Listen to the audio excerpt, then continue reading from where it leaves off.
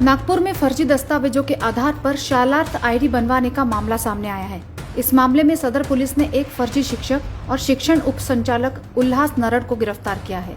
फर्जी शिक्षक ने खुद को सरकारी स्कूल का टीचर बताया और झूठे कागजात बनाए। इन कागजातों के आधार पर उसे शालार्थ आईडी मिल गई। इसके बाद उसका तबादला भंडारा जिले के एक स्कूल में कर दिया गया, जहां वह मुख्याध्यापक के पद पर काम कर रहा था। इस फर्जीवाड़े की जानकारी मिलने के बाद सदर थाने में शिकायत दर्ज कराई गई। पुलिस ने जांच कर दोनों को गिरफ्तार कर लिया है।